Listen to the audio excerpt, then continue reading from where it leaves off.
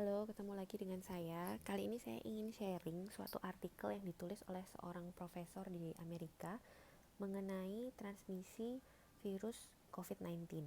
Jadi, menurut saya ini penting ya, pengetahuan ini penting supaya nantinya kita yang akan menghadapi new normal, kita bisa lebih waspada dan lebih. Meskipun kita mau melakukan kegiatan sehari-hari seperti dulu, tapi kita juga harus waspada kalau sekarang kita ini hidup berdampingan dengan virus. Jadi kita harus tahu kapan kita itu bisa terinfeksi virus tersebut. Akan saya sharing apa saja yang ada di artikel ini, mungkin nanti akan membantu atau memberikan informasi kepada kita untuk mengurangi kemungkinan kita terinfeksi. Jadi di video sebelumnya saya pernah menjelaskan mengenai proses seseorang menjadi sakit. Itu ada 3 faktor yang mempengaruhi, yaitu faktor host, agent, dan environment. Untuk artikel ini mendukung saya untuk membahas lagi lebih dalam mengenai faktor agent, yaitu faktor virus itu sendiri. Jadi ternyata untuk seseorang menjadi terinfeksi virus COVID-19 itu berdasarkan penelitian-penelitian yang sudah dilakukan sebelumnya pada coronavirus dan termasuk SARS-CoV-2, itu ada dosis infeksius yang memang harus dicapai sebelum kita terinfeksi. Jadi dosisnya itu adalah 1000 partikel virus SARS-CoV-2 itu harus masuk ke dalam tubuh baik melalui pernafasan atau melalui konjungtiva mata untuk menimbulkan infeksi pada seseorang. Dan ada formula atau rumus yang menghitung kapan seseorang itu akan terinfeksi dengan sukses dalam tanda kutip ya oleh si virus itu, yaitu adalah perkalian atau hasil perkalian dari exposure terhadap jumlah virus dikali waktu paparannya. Ini penting, nanti kita lihat ya pentingnya di mana. Nah, sekarang kita lihat sebenarnya berapa banyak sih virus yang ada di lingkungan kita. Nah, ini akan saya bahas sedikit satu demi satu. Pertama, apabila orang batuk. Jadi orang bila batuk, itu sekali batuk dia akan mengeluarkan 3000 droplet, dan droplet ini akan bisa melayang dengan kecepatan 50 mil per jam.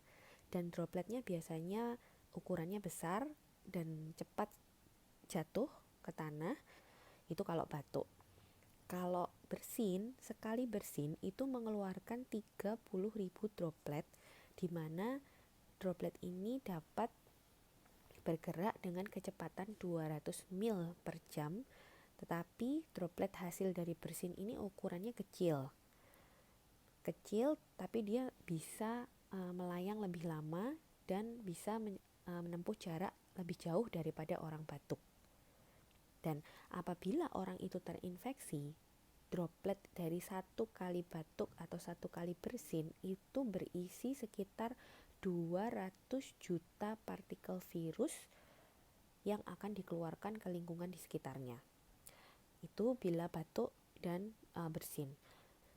Jadi seperti yang saya bilang tadi, bila seseorang itu batuk atau bersin, itu sekali batuk atau bersin itu dikeluarkan sekitar 200 juta partikel virus.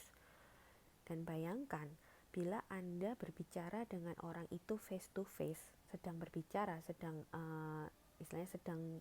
bercakap, lalu orang itu batuk dan bersin benar-benar di depan Anda, berarti langsung 200 juta virus itu bisa sebagian besar akan masuk ke Anda. Dan sesuai yang saya bilang tadi juga, dosis infeksiusnya adalah 1000 partikel virus, jadi hampir pasti Anda akan terinfeksi. Lalu bagaimana dengan OTG atau orang yang tanpa gejala? Itu tadi kan batuk, bersin, itu kan terutama pada orang-orang bergejala ya. Untuk orang-orang yang tidak bergejala, ini juga penting kita harus tahu, karena orang yang tidak bergejala ini masih tetap bernafas dan masih tetap berbicara. Jadi kita juga harus tahu berapa jumlah virus yang kita keluarkan apabila kita secara tidak sengaja sebenarnya membawa virus itu dan tetap bernafas seperti biasa dan berbicara seperti biasa ke orang lain. Jadi berbeda dengan bersin dan batuk, kalau orang bernafas itu dari pernafasan itu dropletnya mengandung konsentrasi virus yang sangat rendah.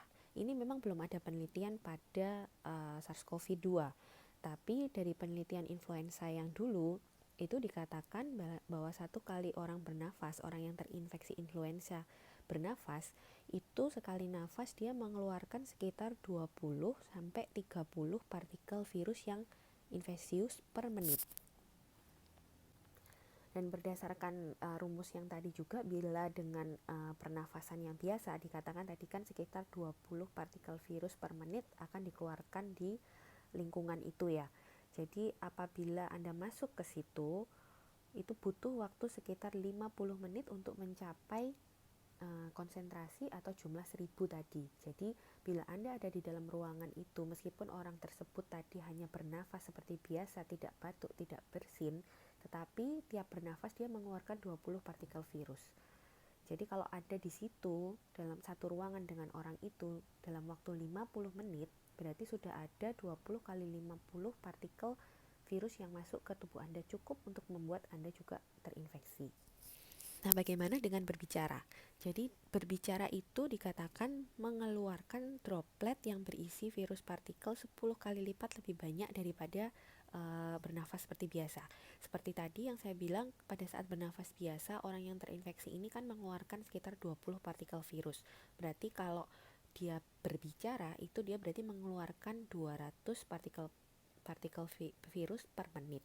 Artinya untuk Anda terinfeksi hanya cukup butuh waktu 5 menit berbicara dengan orang itu, maka 1000 dosis infeksius tadi akan masuk ke Anda dan Anda akan terinfeksi. Jadi ini pentingnya kontak tracing di sini ya. Jadi bila ada seseorang yang memang terbukti terinfeksi, itu orang yang kontak dengan orang ini yang mana saja sebenarnya yang kemungkinan terinfeksi. Nah, di sini dikatakan dengan berbicara atau misalnya Anda dekat dengan orang ini minimal 10 menit saja, berarti Anda sudah kemungkinan memang terinfeksi. Jadi dari semua pernyataan tadi itu sangat masuk akal ya, apabila akhir-akhir ini juga terjadi satu keluarga, kita sering mendengarkan berita satu keluarga terkena virus COVID-19 atau satu keluarga beberapa meninggal dengan karena virus COVID-19. Itu berdasarkan teori ini sangat mungkin terjadi karena juga ini juga sudah mulai masuk new normal, sudah mulai aktivitas seperti biasa. Jadi ada beberapa orang yang memang sudah mulai bekerja lagi atau sudah mulai keluar rumah lagi, dan itu kalau dia tidak tahu atau dia tidak bergejala, dia tidak tahu kalau membawa virus itu ke rumah. Akhirnya teori tadi itu, yaitu jumlah virus dan dikali waktu paparan, itu sangat masuk akal terjadi di dalam rumah. Karena orang yang di dalam rumah ini akan berinteraksi 24 jam. Pasti meskipun virus yang dibawa sedikit, tapi apabila waktu paparannya itu lama dan mencapai dosis infeksius, yaitu 1000 partikel tadi, itu pasti akan menyebabkan orang di rumah juga sakit. Jadi ada beberapa kasus ya, dan itu dijelaskan dengan artikel atau teori atau hasil penelitian ini sangat masuk akal terjadi.